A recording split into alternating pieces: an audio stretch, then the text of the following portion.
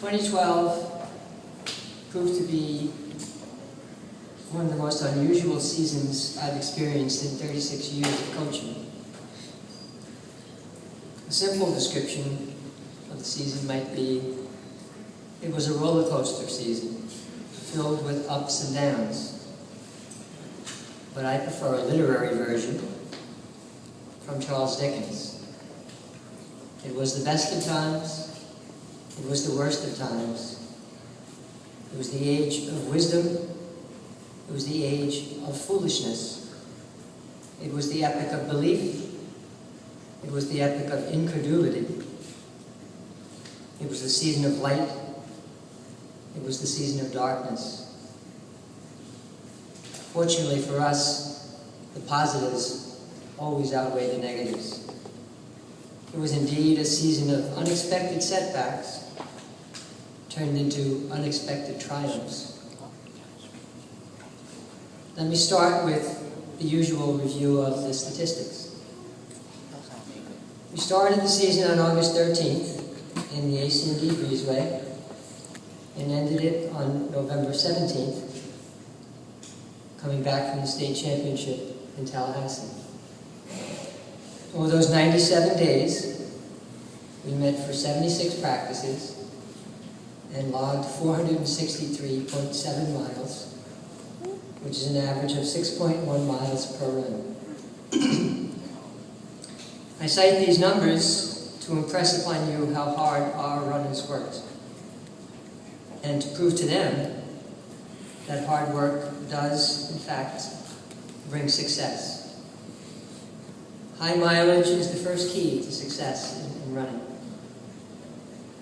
A very satisfying highlight this season having to do with high mileage is that we had a record 6 runners break into the 1,000-mile club this year. 2 seniors, 4 juniors, and I congratulate Nico, Sylvia, Danny, Jenny, Nick, and Michael.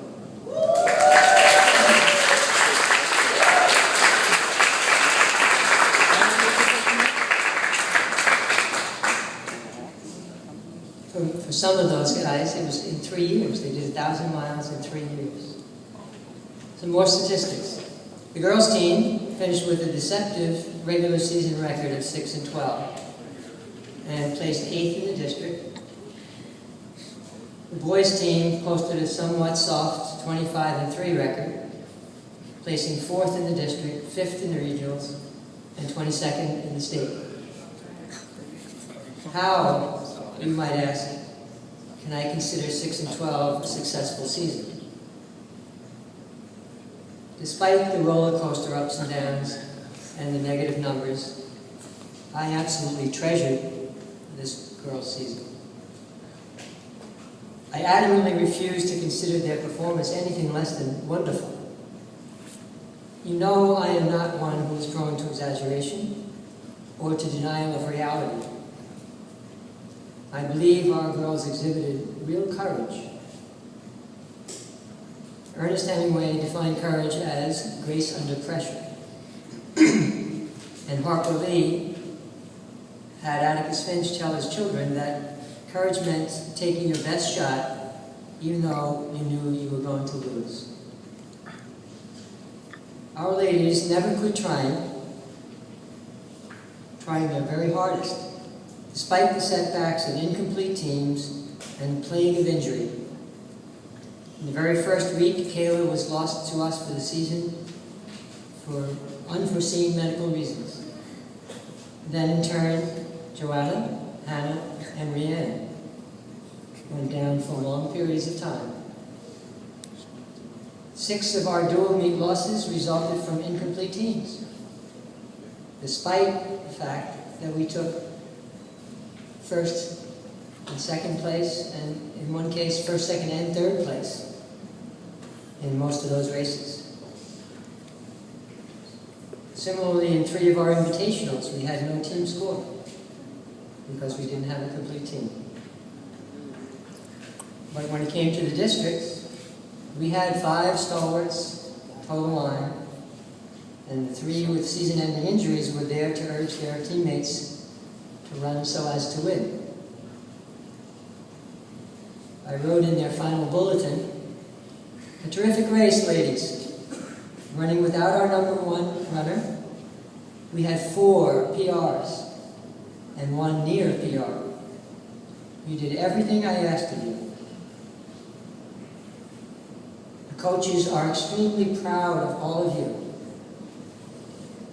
Remember, Rianne and Kayla will be back next year. Congratulations. Have no doubts, ladies, I and all here treasure your spirit and your efforts. This season was not a season with a superstar. This was a season with a team. The guys' season was no less bizarre and no less wonderful. At the start, we were a veteran but limited team. On the horizon, we faced a much, much larger and stronger district than last year's. And our best runner had graduated. Once again, we had no horse to lead the pack. On the plus side, though, we had 1 runner already in the 18s and 3 in the fairly low 19s. We also had a larger than usual turnout of first-year runners, including several middle schoolers and several upperclassmen. But none at the start could be considered a speed demon. Elion, Eduardo, and Enrique reminded me of munchkins, and at least one, I won't tell you which one, reminded me of the Pillsbury Doughboy. Edwin was as emaciated as an undernourished toothpick. Then we had upperclassmen, Jamal, Tristan, and Yavi. They were just wacky, hyper, and happy, overexcited puppies. And the seniors, we had seniors Heriberto and Rico. They were somewhat more mature, but too sophisticated to run hard enough to actually get sweaty. But we did gain Serge, the modern-day version of a well-wrapped Egyptian mummy. Thankfully, this was a running mummy. He became our #2 man this year to break into the 18s. But the boys were stuck on the same roller coaster as the girls were. We soon lost Danny Diaz and Nico, our probable numbers 1 and 2, to injuries. Danny's was incurred over the summer when he tripped over a pebble because his head was in the clouds, as it usually is.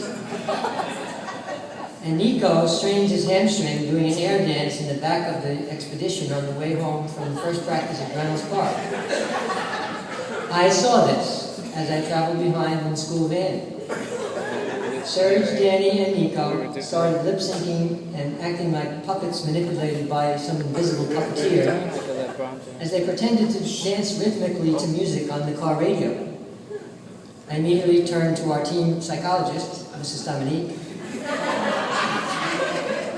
to be sure to check them for insanity.